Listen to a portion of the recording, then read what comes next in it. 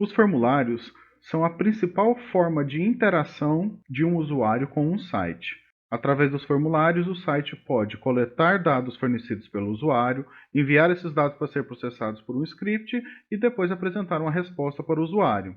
Os formulários são compostos pelos chamados controles de formulário. Nos próximos slides, nós vamos ter uma visão geral de quais são os controles dos formulários e depois veremos exemplos de código para utilizar esses controles de formulário nas nossas páginas HTML. Botões em um formulário podem ter diversas funções, como, por exemplo, enviar as informações que foram preenchidas naquele formulário, apagar as informações preenchidas, trazendo o formulário para o seu estado inicial, ou fazer uma chamada para uma função JavaScript que irá atuar sobre os dados daquele formulário, como, por exemplo, fazendo uma validação de suas informações, para ver se, por exemplo, o usuário digitou o CPF incorretamente. Os checkboxes nos permitem marcar opções dentro de uma lista de opções de forma independente das outras.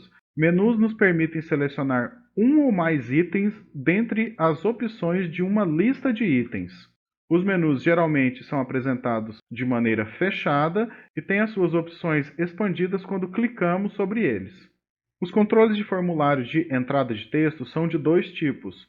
O primeiro tipo é a caixa de texto simples de uma única linha. E o segundo tipo é uma área para digitar texto, onde a gente pode ter múltiplas linhas, utilizando ou não a quebra de linha, ou seja, o caractere que é inserido pela tecla Enter. O controle do tipo seleção de arquivo nos permite selecionar um arquivo no nosso computador e enviar esse arquivo para o servidor. Um exemplo clássico desse tipo de controle é quando anexamos um documento do nosso computador a uma mensagem de e-mail. Agora que já tivemos uma visão geral dos tipos de controle em um formulário, vamos ver então como fazemos para inserir esses controles de formulário no nosso documento HTML. Temos então que a primeira tag de um formulário é a tag form. A tag form é um elemento que define o container para os controles de formulário.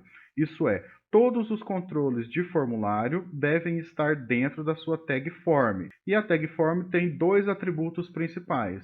O atributo action, que define qual que é o endereço do programa que vai processar aqueles formulários uma vez que ele for submetido, ou seja, quando for clicado o botão de enviar, e o atributo methods, que é a forma do envio dos dados, e isso se refere à forma que os dados serão enviados pelo protocolo HTTP.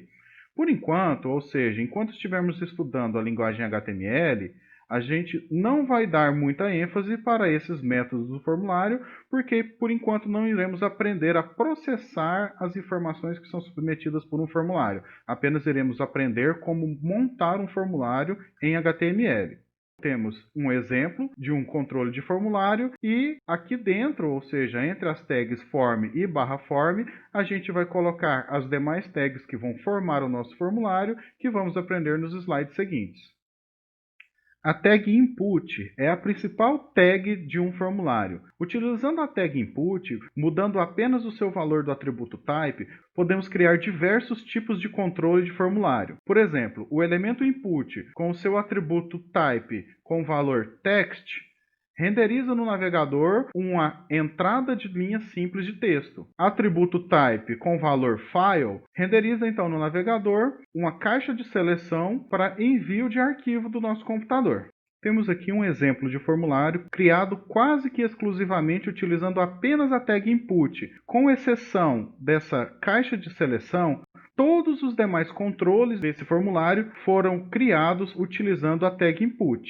Temos a tag input com valor text para criar uma caixa de texto, a tag input com valor password para criar uma caixa de texto cujos valores digitados serão transformados em asterisco, por exemplo, ou bolinha, depende do navegador. Aqui temos o atributo input sendo utilizado para criar checkboxes, o atributo input sendo utilizado para criar uma caixa de seleção de arquivos, um botão do tipo de envio do formulário, um botão de limpar os dados do formulário, um botão que é chamado botão do tipo push, ou seja, que não tem função nenhuma, a não ser que a gente coloque uma função JavaScript atrelada ao clique deste botão. E aqui a gente tem a tag input sendo utilizada para criar um botão de submissão para apresentar uma imagem no lugar do botão.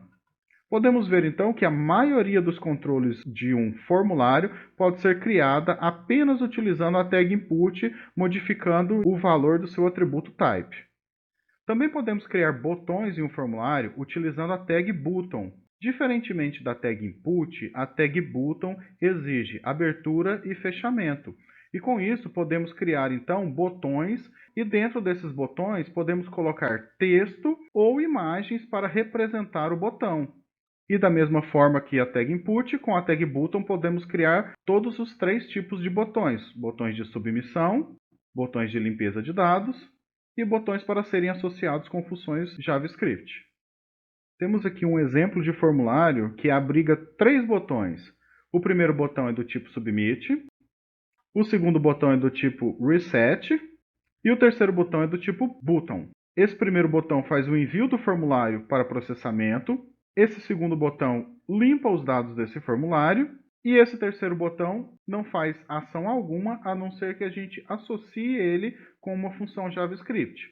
Note que dentro das tags de botão foram utilizados imagens, quebra de linha e texto. Isso só é possível em um botão utilizando a tag button, pois a tag input não nos permite colocar, por exemplo, imagens e texto ao mesmo tempo. A tag select nos permite criar um menu de múltiplas escolhas. Cada opção desse menu deve ser criada utilizando o elemento ou a tag option. Podemos utilizar a tag opt-group para agrupar os itens de forma a facilitar a sua identificação pelo usuário. Por exemplo, agrupar todos os itens de uma determinada natureza. Nesse slide temos uma caixa de seleção definida pela tag select e cada opção dessa caixa de seleção é definida pela tag option. Então nós temos 6 opções nessa caixa de seleção e o texto das opções fica dentro da tag option, que é o texto que vai aparecer para o usuário ao clicar na sua caixa de seleção. Aqui temos o mesmo exemplo do slide anterior, agora utilizando a tag opt-group para agrupar as opções que têm alguma relação entre si. Nesse exemplo, temos então um grupo de editores e um grupo de navegadores.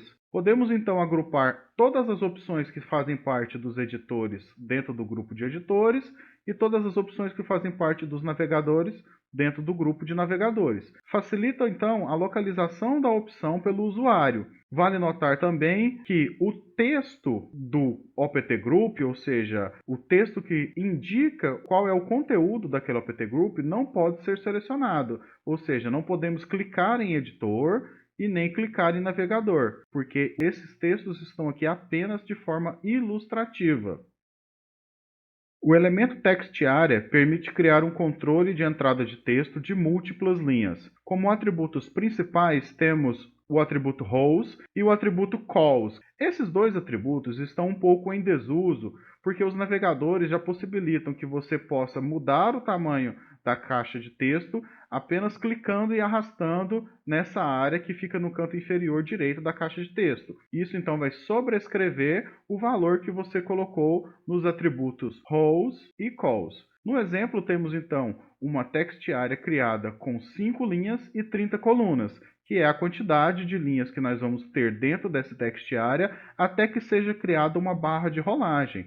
Esse valor indicado pela quantidade de linhas e quantidade de colunas não quer dizer a quantidade máxima de caracteres que podem ser digitados na TextArea, apenas a quantidade máxima que vai ser digitado até que se crie uma barra de rolagem naquele TextArea. Aprender a trabalhar com formulários é muito importante, pois os formulários nos permitem obter a interação do usuário que acessa a nossa página. Através de um formulário, podemos, por exemplo, validar um nome de usuário e senha, podemos fazer uma pesquisa ao banco de dados e retornar essa pesquisa para o usuário, dentre diversos outros exemplos. Por enquanto, estamos aprendendo apenas a construir os formulários em linguagem HTML. Por isso, ainda não acontece nada quando clicamos nos botões de enviar dos formulários que iremos criar, pois não estamos programando ainda o script que vai receber as informações daquele formulário, fazer o processamento e devolver alguma resposta. Independente disso, é muito importante que vocês testem todas as tags e conheçam as tags de formulário e seus atributos para poder fazer a sua utilização quando formos estudar a linguagem de programação para a web. Como exercício, tenta fazer o código HTML desse formulário, tentem fazer outros formulários, imaginem alguns formulários e tentem escrever o código HTML deles utilizando o que vocês viram nos últimos slides. Qualquer dúvida, estarei à disposição. Bons estudos!